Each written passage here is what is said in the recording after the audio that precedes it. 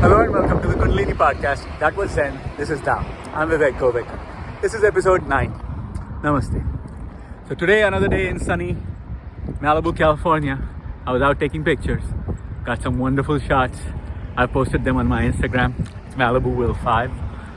And today I thought I'd talk about certain things.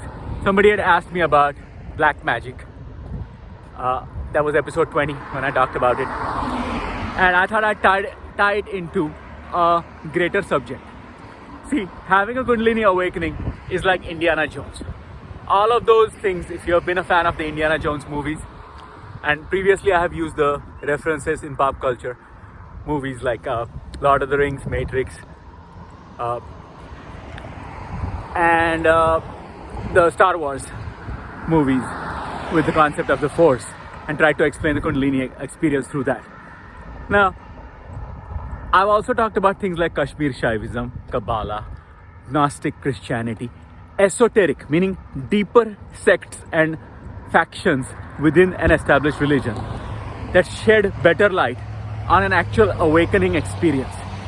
And it doesn't neatly fit into any religion or spirituality. It has elements of all of them, but because it's written based on theoretical knowledge and not an actual awakening experience, it is different from what a person is going through.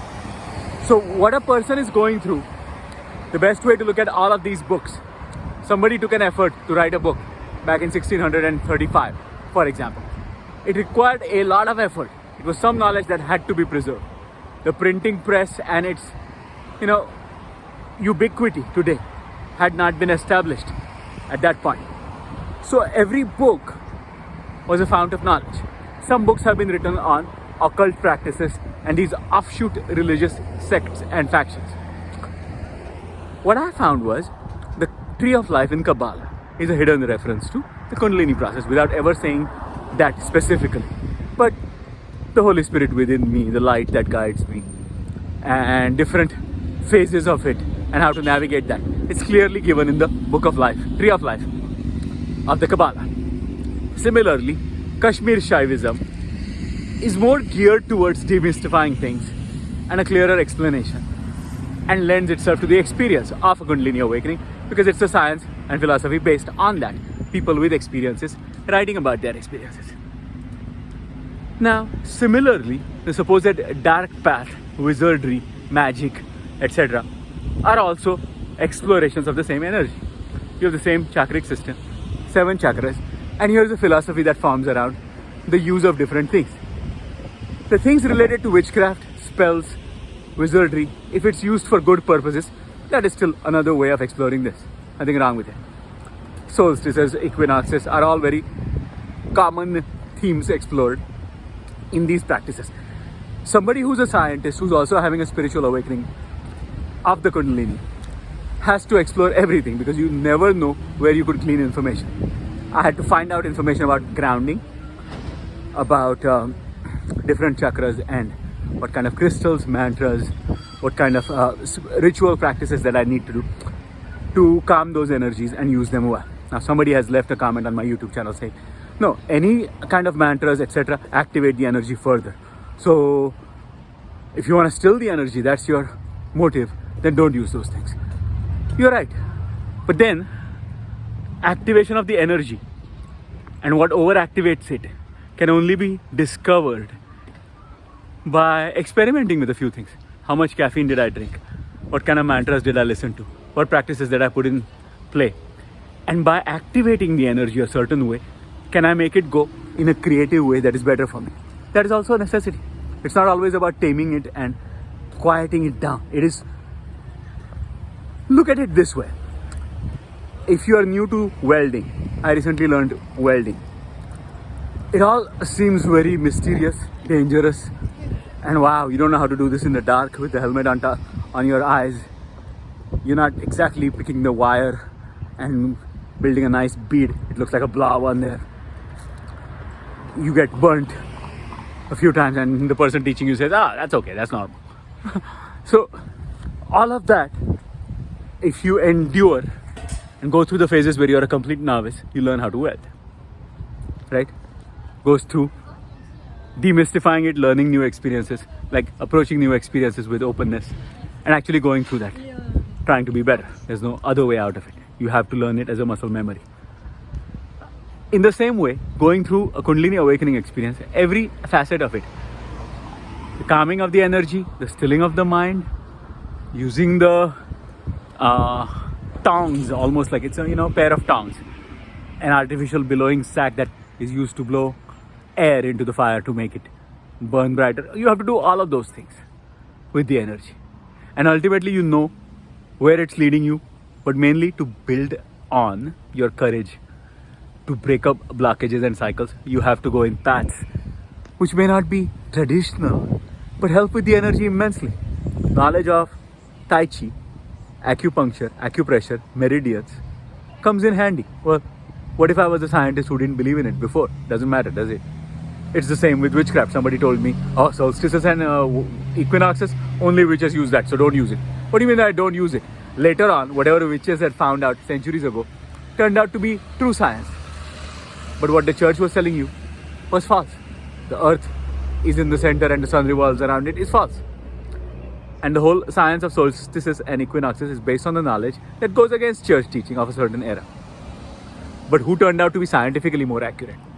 People practicing paganism and witchcraft, who was vilified by people who thought they were doing God's will, but they're spreading something wrong.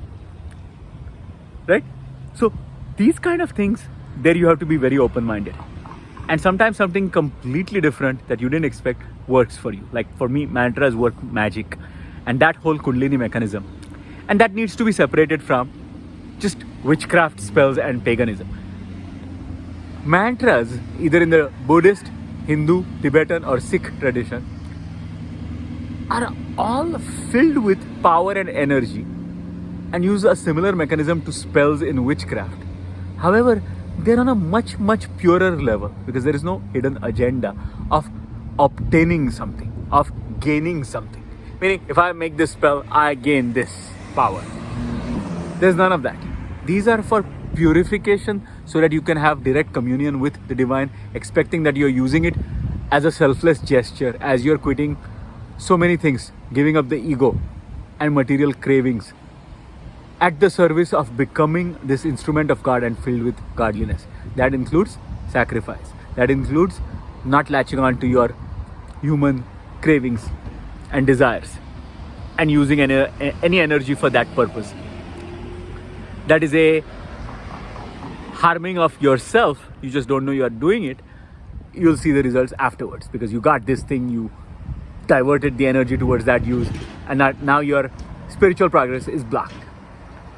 So mantras don't do that. Mantras used well only give you the positive benefits, and you have to use it for selfless reasons and to give up the ego. Yes, benefits will come as a result, but you're not mainly targeting everything. All your knowledge of astrology, gemstones, horoscopes, Kundalini energy, mantras, all specific purpose is actually just fulfilling the needs of the ego or what the ego craves, demands, done from the basest instincts of comparison to others, of jealousy, acquiring things, having no limits on your greed. All of that has not been sorted out, but you're using spiritual methods to further those goals is a lower use of any energy. And it becomes laughable for somebody going through a Kundalini awakening. You try to purify yourself and give up as much of yourself. That is the conscious mind, easily misled through the distractions of various sense organs and your cravings and your appetites. And it's just a worship of the divine to find more of your true self, to be in that presence longer. That also yields benefits because your mind is pure. You don't have any room for negative thoughts. You're constantly setting patterns that are achievable through actions. You're firmly grounded in reality and not just dreams.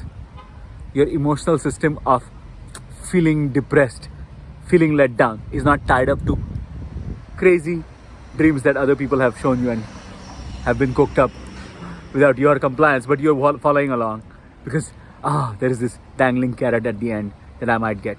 All of that is seen for what it is, a bunch of thoughts, illusions, emotions that are distracting you, and the stilling is done constantly. On a still mind that has a practice of stilling, more dreams and nuisance fantasies cannot be added. You cannot be easily susceptible to that.